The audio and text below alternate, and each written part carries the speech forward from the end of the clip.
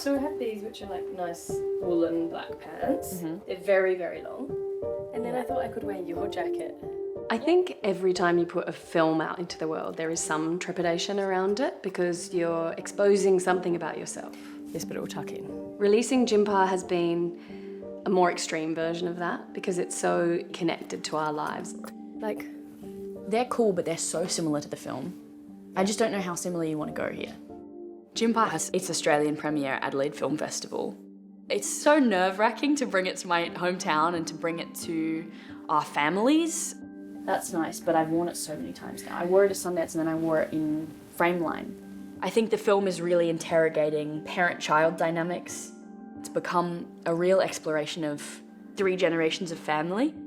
They have these kind of more diamondy kind of ones from Jim. oh, we could wear a gym thing. Yeah. It is very strange to have a film made about the father of my children.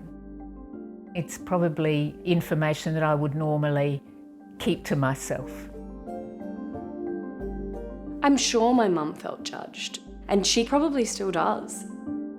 I think she was nervous about the film coming out because she said to me suddenly, like, I have not really talked about this with lots of my friends. Is this his? Looks like it would have been. It's taken a long time for me to be like completely open about my family. I like that. But the more that you make something a secret, the more shameful it is. Yeah, nice. That is really nice, isn't it? The great thing I think about the choices that my family made was to not stay inside those secrets.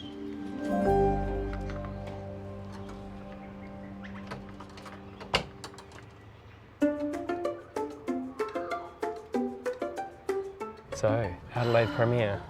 I just want to focus on like the idea that they're here, like the crew's here, the cast is here, the family. It's exciting and somewhat terrifying. There's not that many Australian female directors who have made as many films as Sophie. Mum!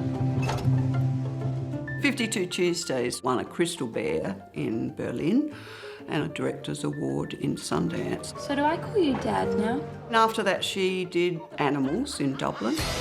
We are going deep tonight. And then Good Luck to You, Leo Grand in the UK. Yes. Interestingly, Emma Thompson got quite a number of awards for that role, including Best Orgasm. I've never done anything interesting in my life. It's no mean feat to be based in Adelaide and to be working with Oscar-winning actors. These are all for you. What? I'm bequeathing them to you. We cast Olivia Colman and we cast John Lithgow in Jimpa. There's an archive you can donate them to. Oh, yes, but they're for you. I don't think I've ever worked with a director who includes people, embraces people, and connects them with each other so quickly and so warmly. Yeah, we love her. I'm a bit of a like intimacy junkie, I think. Like I love that bit of getting into the room with an actor where you're really like dropping all of the pretense, talking about stuff, being in the stuff.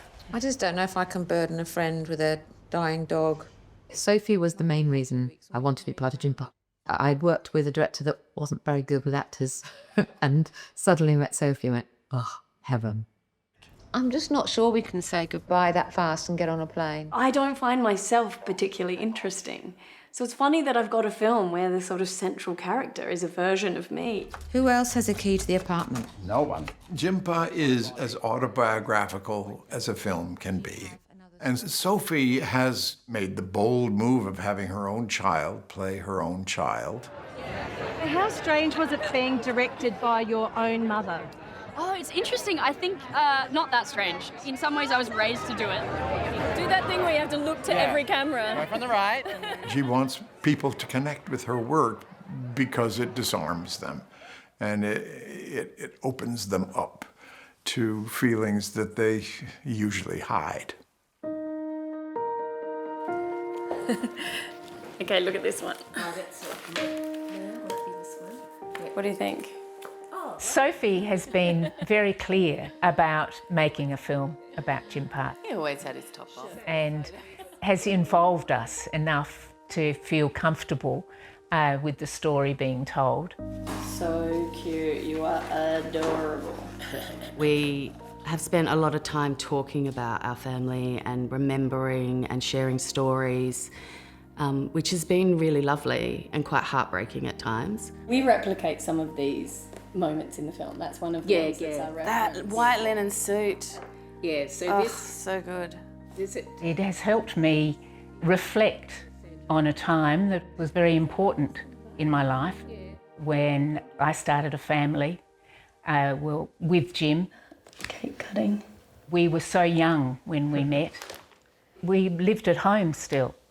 So it was almost, we got married was our only way of actually being able to move out of home. Well, you were a baby. Yeah, I reckon 2 years old.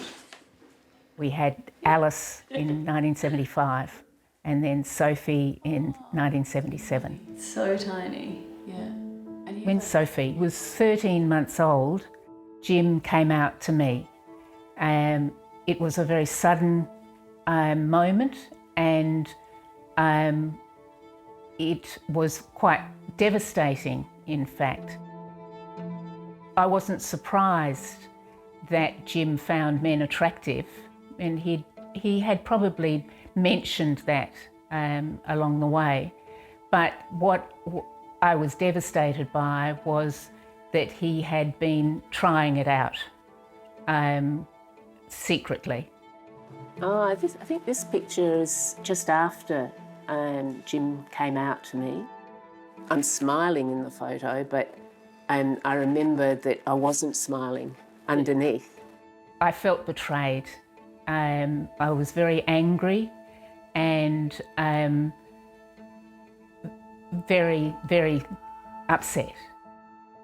That moment that he told me that he was gay was when I was still breastfeeding you, Sophie, and I suddenly stopped breastfeeding. I couldn't continue, but it felt like I was abandoning you.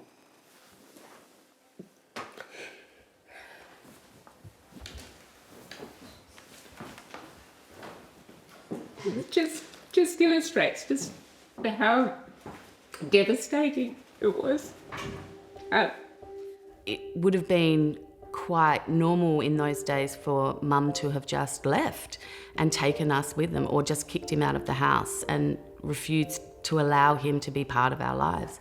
But she's not like that. We chose to have a family, and neither of us wanted that to be the end of our relationship.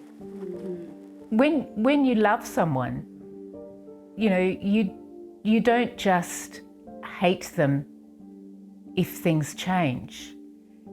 We talked through the possibility of staying together until I could be independent. You lived together for a long time afterwards. Yes. So even in that heartbreak, you then continued on to make decisions that benefited all of us as a family. Yes. It must have been really difficult for Christine. She certainly didn't show that to us. Maybe not with the... They both did everything they could to keep a stable family home. So cute! Opinion in South Australia is being polarised as never before over homosexual reform legislation. Some people have come to accept homosexuals, but total acceptance is a long way off. To come out as a homosexual means you'll lose your job, your family will throw you out, you know, your friends won't want to know you anymore. It was dangerous to be a homosexual at that time. Most gay men had experienced a time when it was illegal, and therefore they were closeted.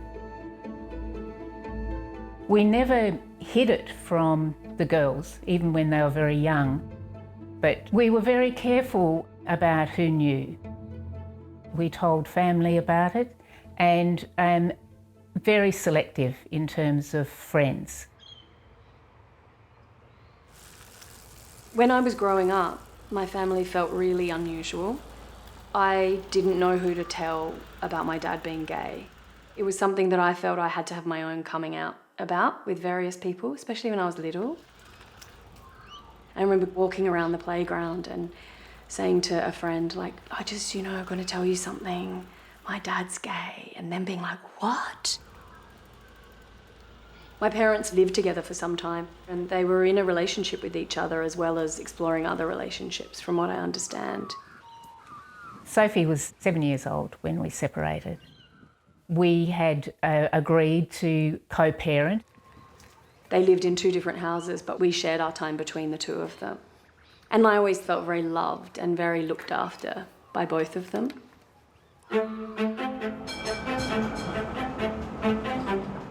When I was 13, my dad moved to Melbourne for work. And that was hard. Like, I remember being very upset that he wasn't in our lives so much. When Jim went to Melbourne, he was able to live a more openly gay life. That was a relief for me because it was interstate. Jim came to Melbourne in 1990 to take up a job as General Manager of Victorian AIDS Council, and I was on his selection panel, and I thought, well, he's going to be a firecracker. People loved or hated Jim. He could be quite polarising. There is no point in us providing services for people once they are ill if we don't have services which prevent them in the first place from contracting the virus. He was very opinionated. He always had very clear ideas on right and wrong and how things should be.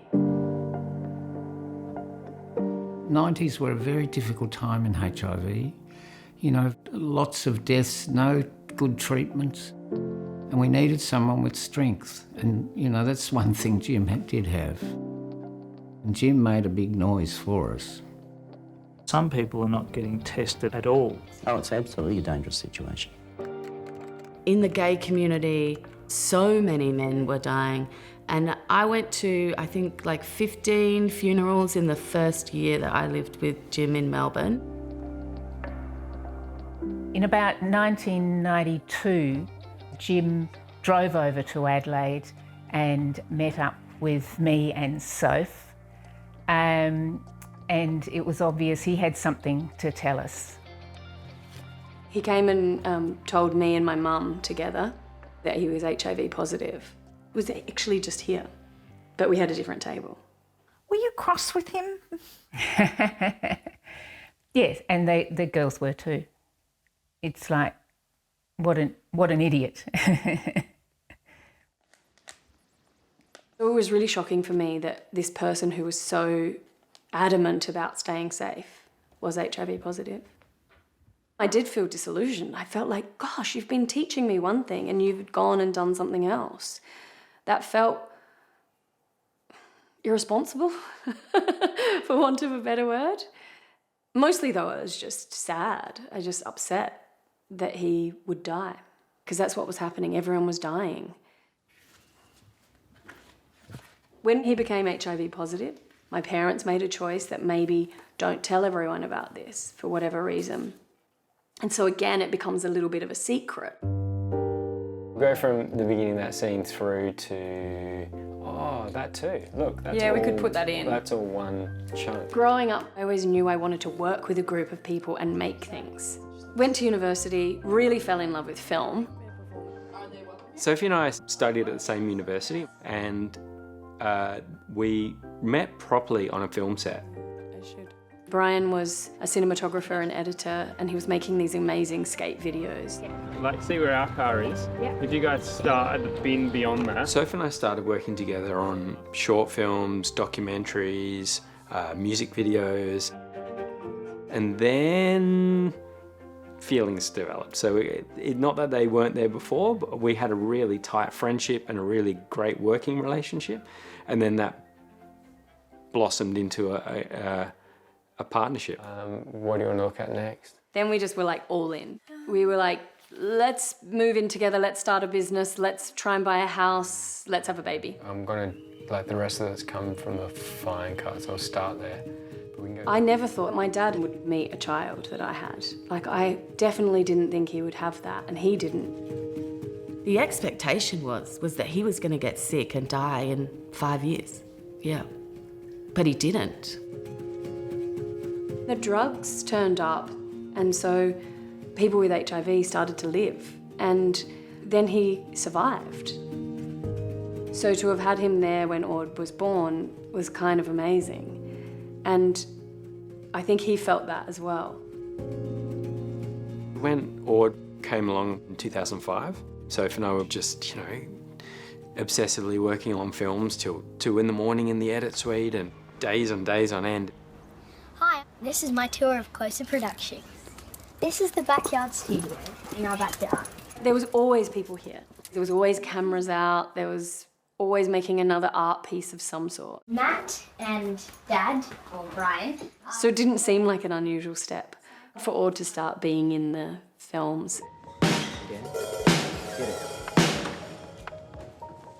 Ord came very much into this world as themselves. So much of who they are was already there. I went out into the world as a very masculine presenting little girl at first and was received as such by everyone. There was always this sense of like, oh, something's a little off with that one. Whether that came out in a really awful way or whether that was just a bit more like, so what's your deal?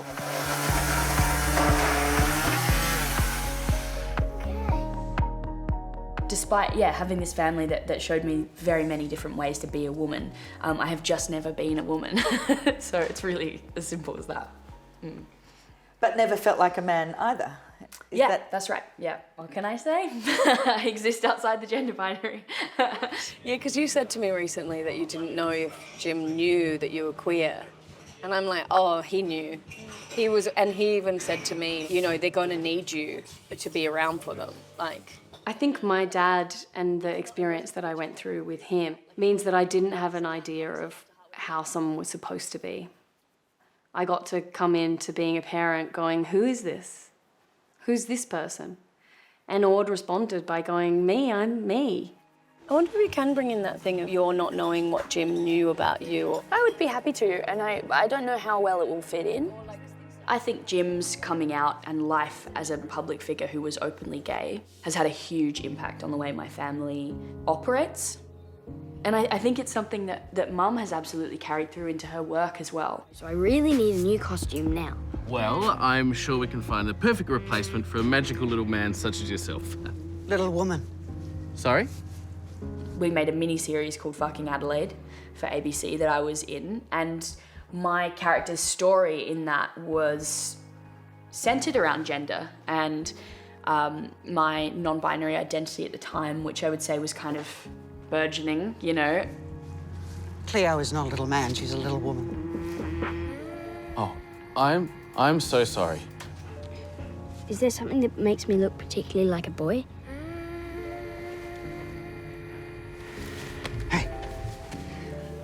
The greatest magicians always keep their audiences guessing.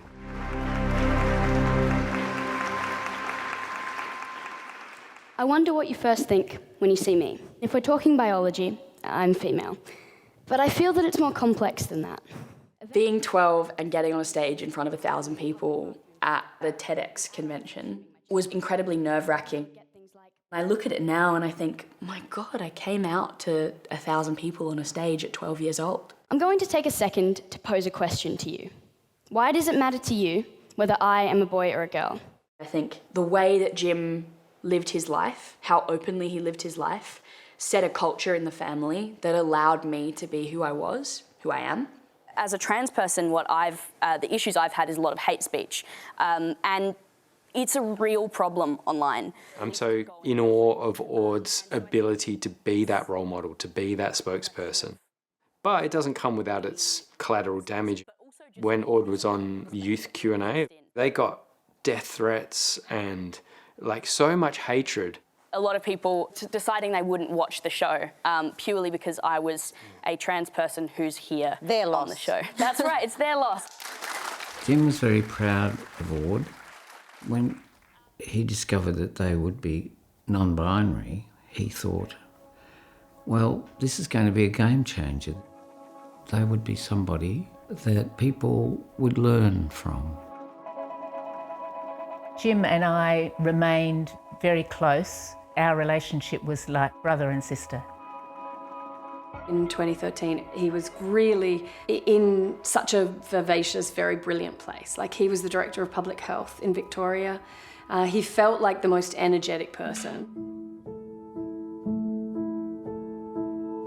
So when he had his stroke, it came as a shock. To see this person who had such a big personality in a hospital environment where you're just treated like an old person or a sick person, really, I found that very shocking. 8 years later, there was another stroke. And this time, it was really bad. He couldn't speak, he couldn't open his eyes, so he couldn't see anyone. But we came to realise he could still squeeze our hands in response to what we were saying and asking. We worked out that if you squeezed once was no and twice was yes. We asked him questions about whether or not he wanted to come off the life support and whether he wanted to have any resuscitation after that, and he chose not to. Yeah. I remember in the hospital room really noticing all these small details about the way his tattoos had the needles in through them and the way he looked slumped in the bed, and thinking, you should remember these things. This is something for you to make something with. Professor Jim Hyde died in August. He was a stirrer, an activist, incredibly intelligent. He leaves behind his daughters Sophie and Alice and their families, and an Australia that is fairer, more loving and more compassionate. It was devastating for me, for all of us, for the whole family. I shut down. My whole life, it felt like I'd fallen apart, yeah. I was 12 years old when Jim died. I don't think I had reckoned with his career or his professional life until his funeral. And I remember sitting and listening to people talking about Jim and realising the full range of who he was as a human, away from being my grandfather. Frances tells a story about Jimpa. Yep, my hero. My hero. Yep, that's in. Should I put them up? Yeah. A year after Jim had died, Sophie came to me with an idea for a film. So all of those ideas are there, but we don't use them in that scene necessarily. Okay. Jim's death and the process of him dying was kind of at the forefront of why Sophie wanted to make this film. Just because he's in hospital doesn't mean you have to humour him. But is he in hospital by this point? And Sophie wrote it with Matthew, and I think it was Sophie's way of processing grief around Dad dying. So, like, I had a breakdown and she wrote a film. Is he there for his family or is he there for other people? Good?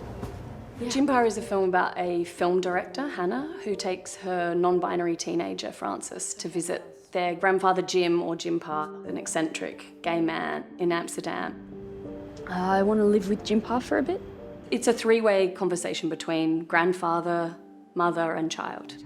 But you asked me to talk about it. I feel like I need to give you The impetus to make Jimpa the film was imagining what the conversation, the relationship between Jim and Ord would be like now that Ord has grown into themselves even more.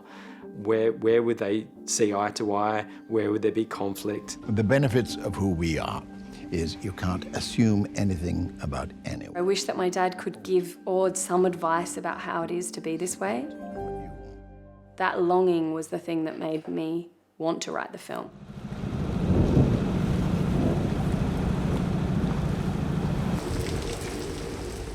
In reality, Jim only moved to Melbourne, but in the film, we decided to make Jim live in Amsterdam. It's a bigger decision. There's a lot more at stake. Oh, it's the celebrity children. Come here, come here. Jim had a big personality. When John Lithgow came on to play Jim, he really wanted to embrace that. My glorious grand thing. He was like, okay, let's get the tats on, let's get the nipple piercings in. This is Francis. Hi, Francis. He's a deeply serious character and a completely outrageous character. One of those young people who suddenly has no gender for some reason. He's a man with great charm and wit and daring who could really be infuriating, as is so often the case with people who are so out there, so unedited and direct in their personal relationships. There's no such thing as bisexuality. No. Okay, maybe tone it down a bit. Tone what down? Well, I'm just trying to talk about these things openly. I play Francis in Jimpa, and in many ways, Francis is a sort of fictional, younger version of myself. You can't be straight with a dash of gayness. He's just being provocative for the sake of it. Francis has an idea of him as a kind of perfect figure, a perfect heroic gay figure. And what they meet when they get to Amsterdam is somebody who is more difficult than that. And by they, do you mean plural or singular? Working with Aude was effortless. It took me forever getting the pronouns right. But Aude was so completely knew who they were. I was already in love with acting before I did the film, but I fell more in love with acting working with Olivia and working with John. And I'm not a woman, Mum. Well, why didn't you point that out to Jimpa? It's a challenging thing to work with your family. It's particularly a challenging thing to work with your family on a film that is kind of about your family. But we also, I think, were strengthened by it. And the making of the film was a really special time for Mum and I. She was our place for lunch. I'm very excited. We're at the Capri Theatre here in Adelaide and we are opening the Adelaide Film Festival. We've been making this film for a long time as a family and so it means a lot to bring it home. Is that okay? Why am I in the middle? I'm quite nervous about when the film is shown to all my friends in Adelaide because it is so personal. And at times I felt really raw, like, oh my God, I can't believe I said all this, I can't believe I showed all of this, I can't believe how vulnerable we've been, I can't believe I let my family be in all of this. We made this film with our hands on our hearts. I'm especially thinking of my dad, Jim, or Jimpa, and wishing that he was here with us tonight. But I'm very happy that my mum, Christine, is here. I hope you enjoy this film. I'll see you afterwards. Hello, Francis. I'm Jimpa.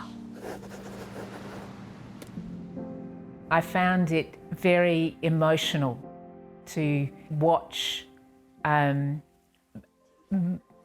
life. He married my grandmother, Catherine. It triggered a depth of emotion that I can't explain, yeah. Right after my mum was born, Jimpa came out as gay. She chose to stay in partnership with him to raise us. I find that an amazing thing that she did, and her story is really deeply in the film. I feel that I'm opening up about things that I never have talked about before. And people have been interested, and it's a surprise. When I was Francis's age, I didn't even have the word to describe. The gift I was given by my dad was to show that you could live as your full, true self in the world and not have to reject parts of your life. But Francis has all the words. My dad has been that person, and now my child is as well. And they show us a way to live and be that is very beautiful. You're my hero. I think the biggest takeaway for me, having grown up with Jim as my grandpa and my mum as who she is that by being our most authentic selves, we give people around us the opportunity to love us fully.